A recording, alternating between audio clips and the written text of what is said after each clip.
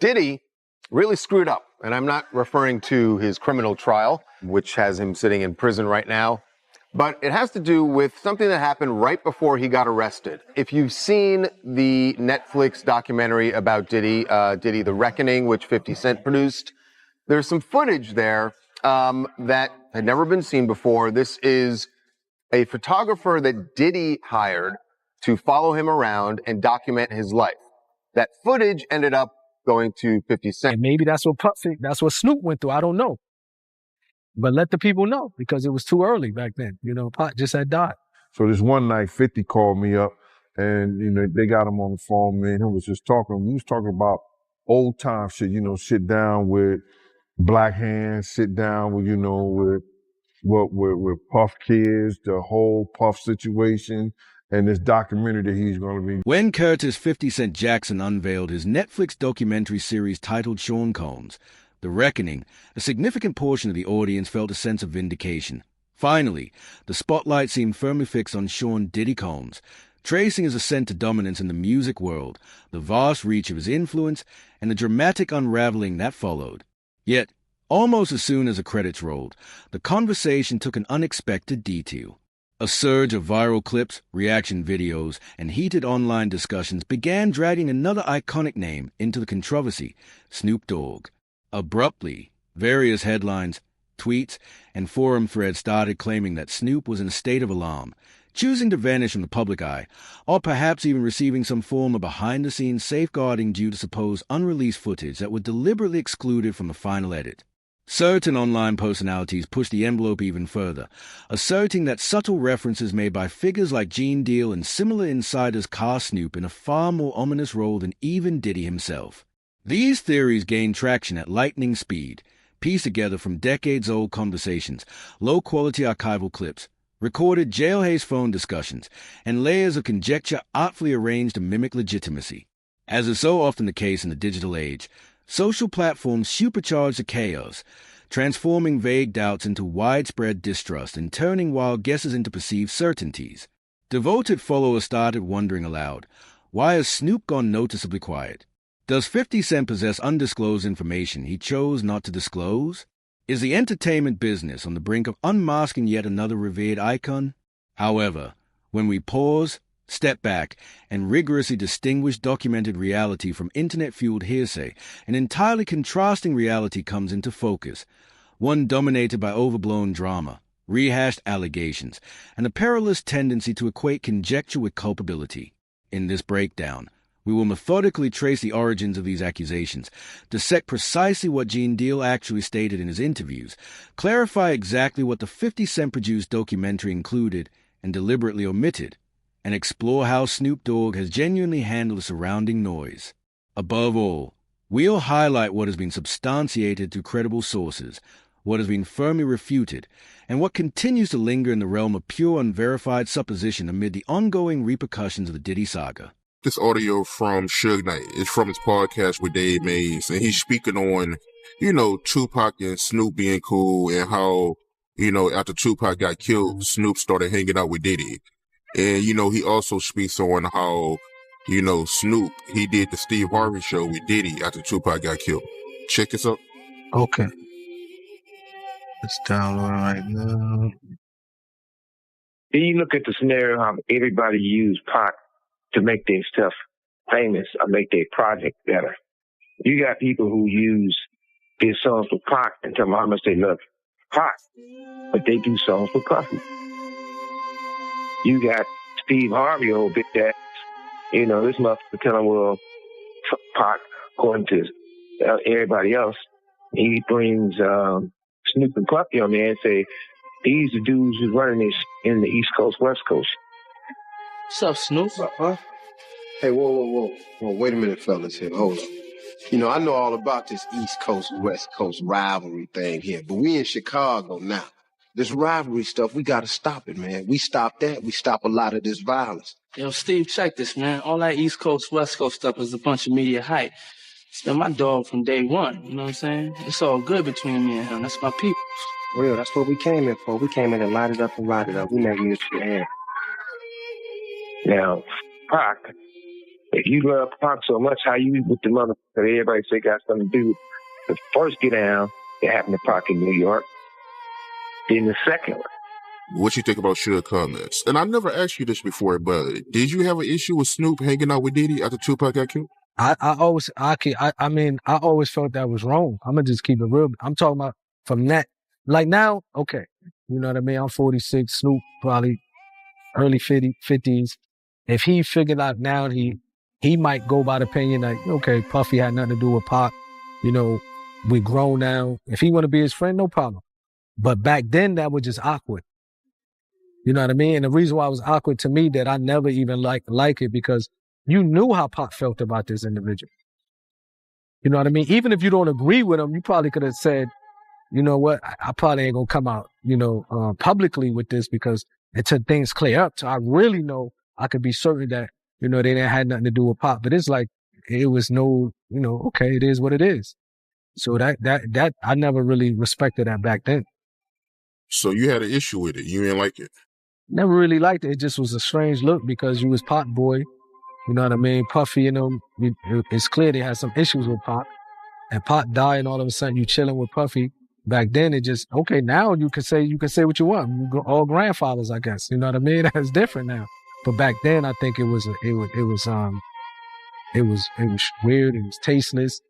You know what I mean? It didn't seem like you really had that much love for Pac. You could have just, you know what I mean? Unless he pressured them or like questioned Puffy, like, yo, what's up with this? What's up with that? Then you could say, you know what I mean? Online, Snoop Dogg's name skyrocketed in searches and discussions, paired with some of the gravest insinuations possible. Yet the driving force behind his frenzy stemmed far more from mere association than from any concrete proof.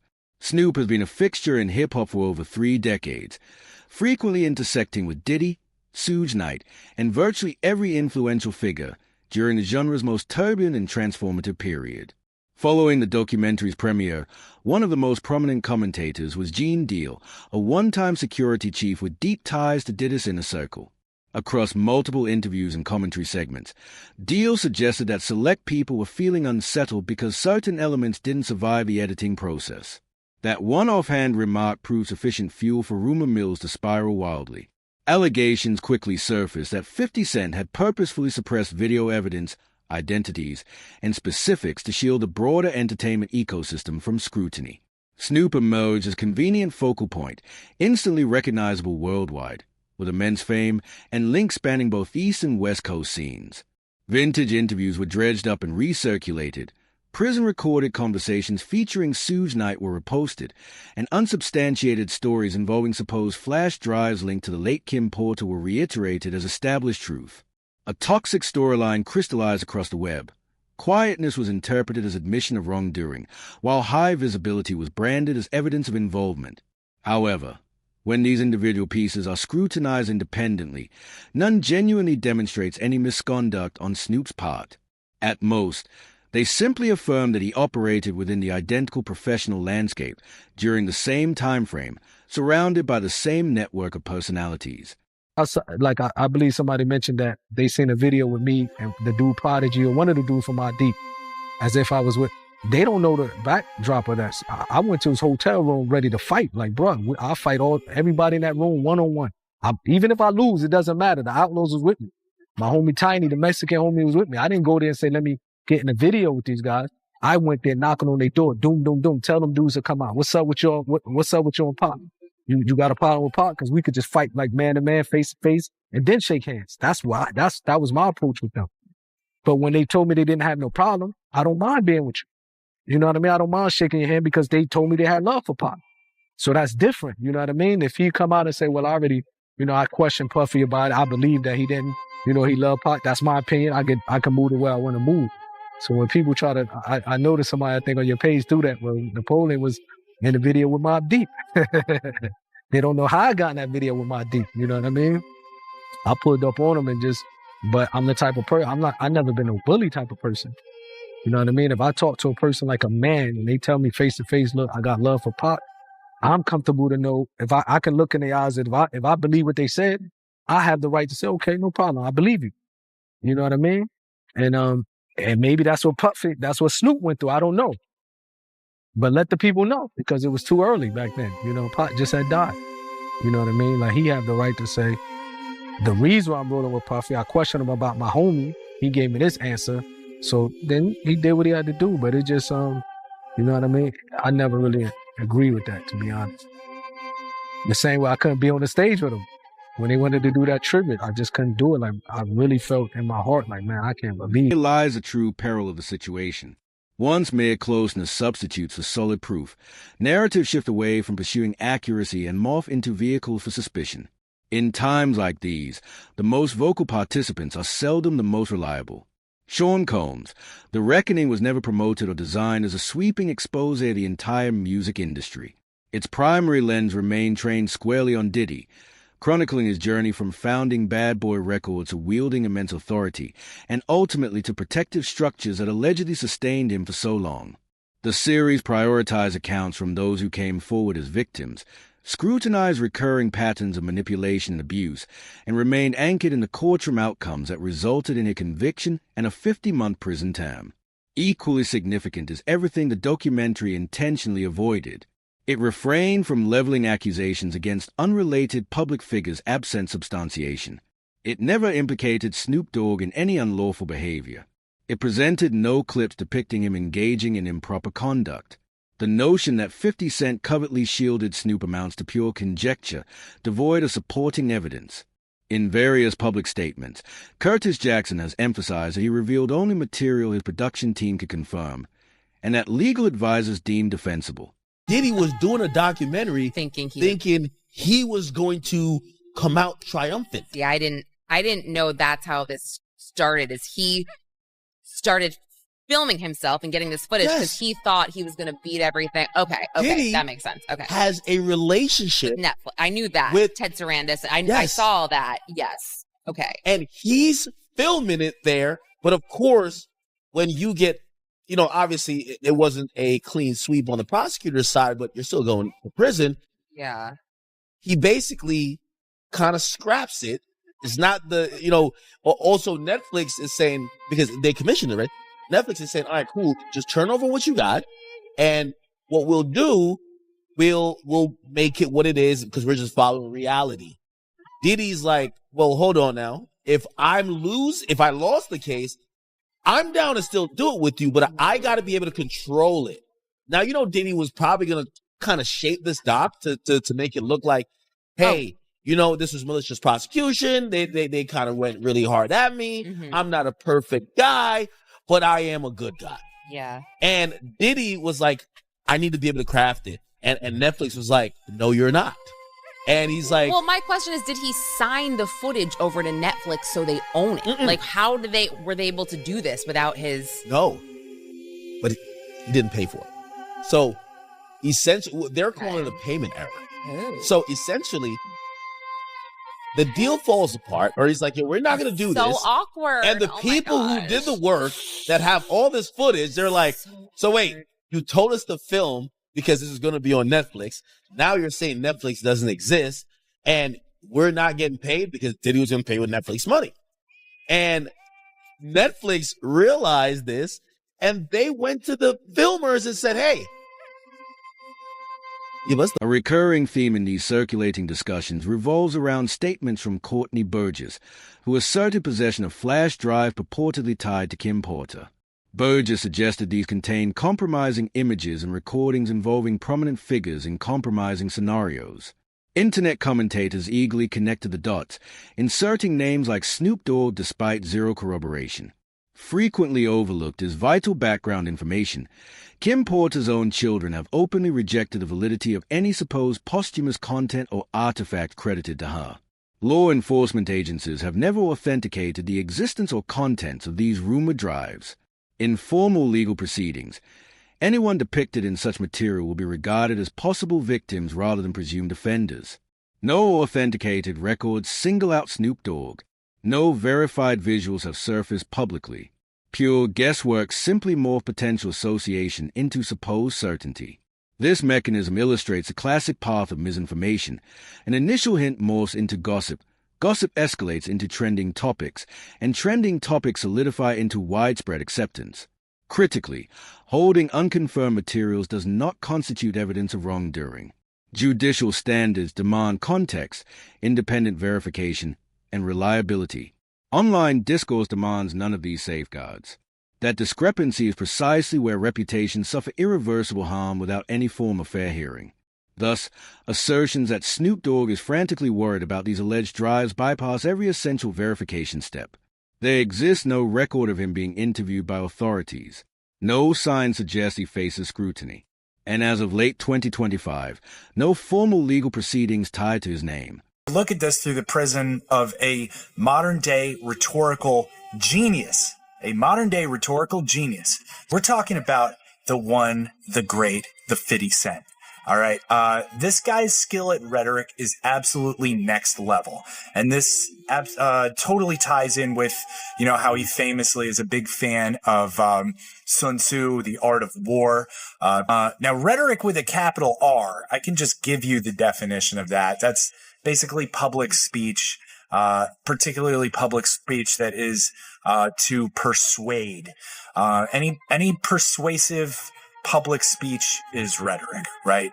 Now, we kind of break that down into two subcategories of rhetoric with a lowercase r and dialectic. Rhetoric is essentially everything else, and really what moves the needle with like 97% of people and 100% of groups, okay, is in fact rhetoric with the lowercase r. So again, stuff like this, 50 Cent is an absolute master of. Basically, he dropped this doc, this 50, this Sean Puffy Combs doc, and it's just kind of set the internet on fire.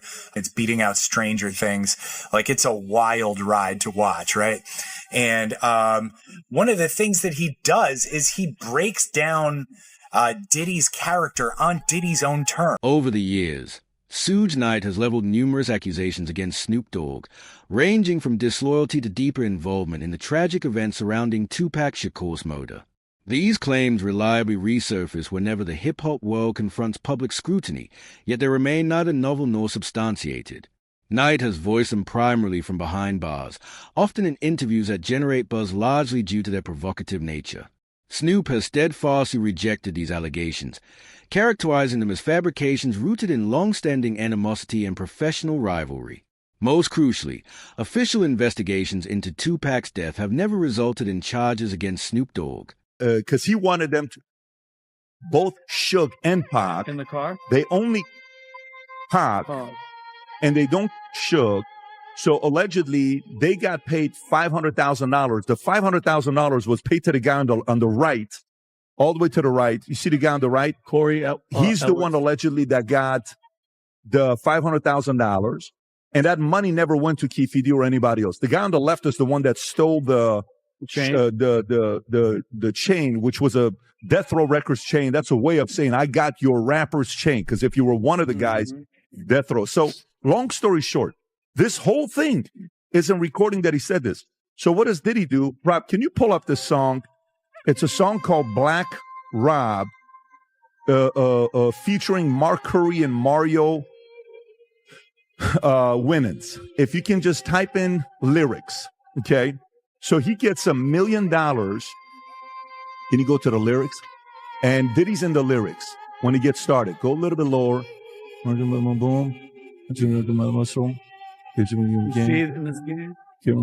Can you type in the word in there, Rob? Nice guy. Type Control F, nice guy. Okay, right there. Look at it's 1999. No more Mr. Nice Guy. Been nice too long. I'm just gonna start making y'all disappear. Man, first I'm gonna take your records off the radio. Then I'm gonna erase your social security number. Take your birth certificate out flies. I'm going to do your whole effing family. Ain't nothing but mercy. And then, by the way, in the lyrics, he says, I'll drop $1 million on your head to erase you. Can you type in, I'll drop $1 million? Just put Control F. Just go to Google and type this out. I'll drop $1 million on your head. I'll drop $1 million on your head and just put Diddy next to it. Right there. See, it says Black Rob. What song came up? Phrase. I'll drop $1 on your million on your head, erase muscle. you and your whole family, biatch. Wow. He's saying it in the song on what he did to get rid of Tupac. What an idiot. Another persistent rumor insisted that Snoop Dogg abruptly withdrew from public view following the documentary's debut. A simple review of recent activity dismantles this myth entirely. Snoop maintained his usual online presence, sharing updates about music projects, entrepreneurial ventures, and even publicly showing solidarity with 50 Cent in various ways. The perception of his disappearance arose from cherry-picked observation. When individuals become invested in a particular storyline, they conveniently disregard any evidence that undermines it. Snoop issued no frantic denials, deactivated no accounts, and retreated from no commitments. Rather, he stayed focused on his ongoing endeavors, including stewardship of Death Row Records. While restraint can represent a calculated choice, in this instance there was no meaningful withdrawal, only a deliberate decision to withhold energy from baseless chatter that warranted no response.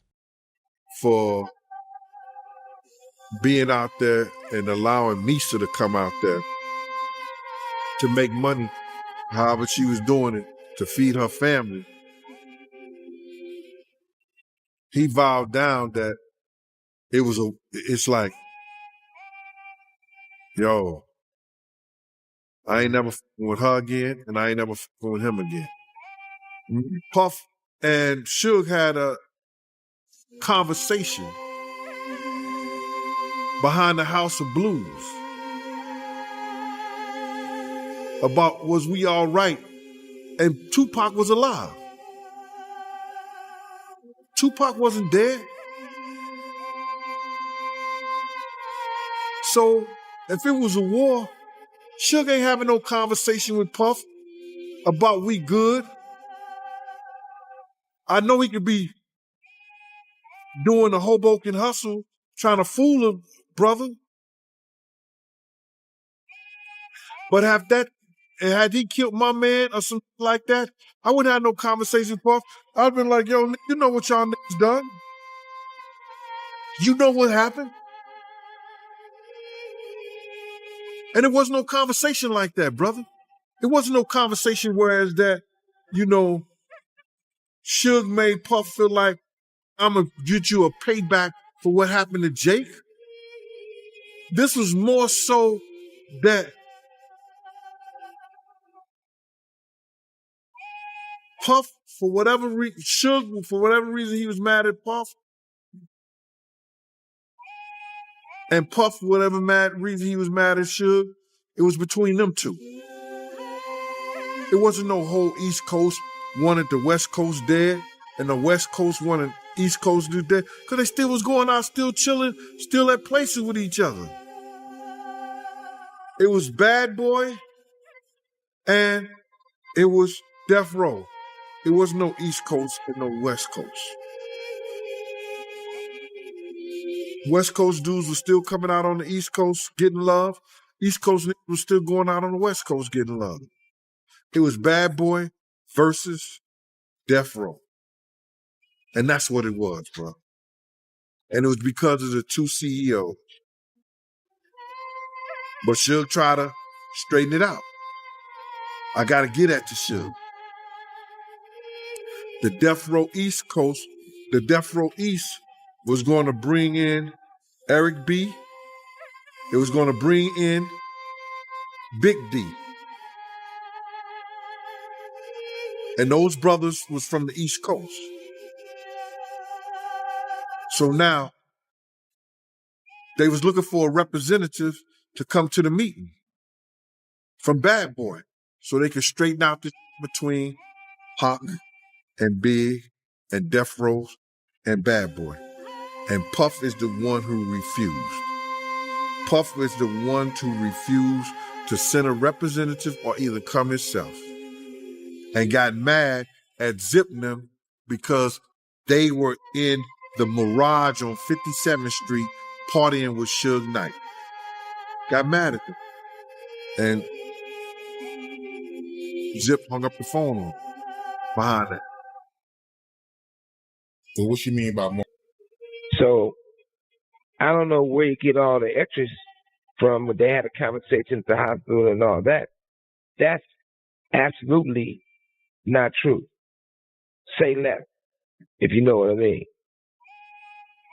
But instead of just saying less, since I've been in here,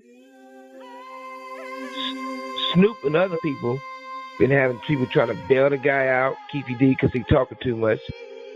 Raising them trying to do stuff for Puffy because they say he talking too much. They even had somebody talk to me and say, hey, you can help him get free. I said, look, I don't have nothing to do with none of that, and I'm not leaving prison to go to nobody county jail.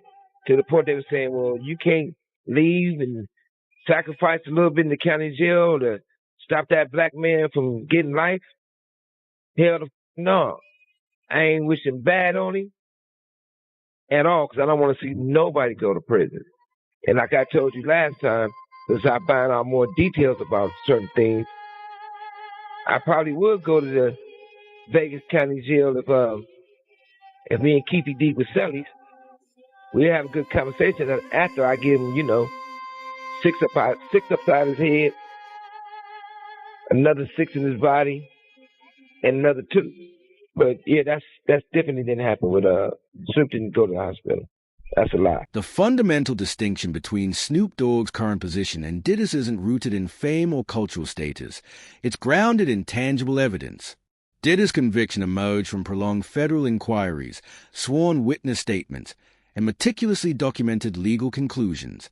Snoop's scenario, conversely, rests entirely on loose connections and hypothetical scenarios. As of December 2025, official federal updates indicate 0 charges, 0 indictments, and 0 ongoing investigations involving Snoop Dogg. This separation carries profound weight. In a period when influential personalities are increasingly facing consequences, official silence from authorities doesn't imply favoritism. It signals a complete lack of credible substantiation. The industry is unquestionably experiencing significant upheaval, but not every individual swept up in the aftershocks bears responsibility. When speculation masquerades as fact, it doesn't reinforce justice. It undermines it, particularly at moments when genuine accountability is paramount. Just got out the gym, doing my workout box. Shug, you right. History would repeat itself. Cause nigga, you wasn't the only nigga in the room, nigga. You wasn't by yourself. It was other people in the room too. I'm not gonna say no names because like you said, we don't talk. So why you on here talking? Let that go, man. And as far as Snoop and Corrupt write my album, you ask them niggas that. Them niggas ain't wrote my album. Corrupt helped me with Do You See? Snoop helped me with This DJ. Other than that, everything else I wrote. So that's where you wrong at again. And as far as the tough guy, do you recall when we was at the World Club and it said Death Row and NWA? Who fired on that? Me. When you was at the Comedy Store, fighting that little buff ass at the Comedy Store, who saved your motherfucking ass? Me and C-Style. So what have I done to you? For you to launch out at me? Look, don't get mad at me, man. I ain't never done nothing to you. I wasn't signed to you. So at this moment, Snoop Dogg finds himself ensnared in one of the internet's most predictable patterns, converting ambiguity into indictment, resurrecting ancient feuds as fresh proof, and inflating conjecture into widespread panic. But once the sensational headlines, clickbait thumbnails, and impassioned reaction videos are peeled away, the underlying reality proves remarkably straightforward.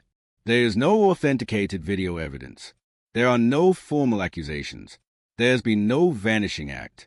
The authentic narrative isn't centered on Snoop Dogg spiraling into fear. It's about the alarming velocity with which stories proliferate the moment a powerful figure's empire crumbles, automatically casting suspicion on anyone within orbiting distance. As the broader fallout from the Diddy case persists and additional verified details gradually surface, the pressing question isn't who the online mob will pursue next. The truly vital question remains: Will factual truth ultimately prevail over rampant rumor, or will baseless speculation continue to dictate perceptions of guilt long before any concrete evidence has the opportunity to emerge? In a documentary, there's a couple things I'll share with you guys on what I took away from it. But Rob, maybe share the clip on how he got access to some of the footage of the documentary. Is this the one, Rob? Yep. Go for it. How did you get that footage of Diddy? I figure most journalists would not disclose their sources. Does he know y'all have this in the doc? I would doubt he knows. So when this airs, that'll be the first time that his legal team, Diddy, that everybody knows that this footage is now seeing the light of day.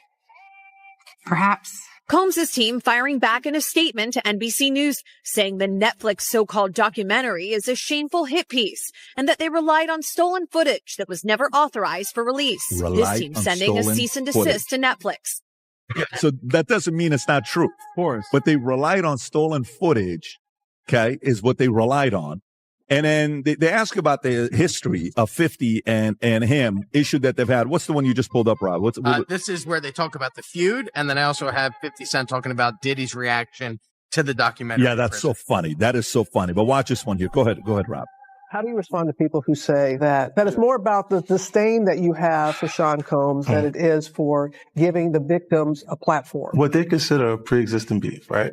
For 20 years, right? Is me being uncomfortable with him suggesting that he takes me shopping, or I looked at it like it was like a tester.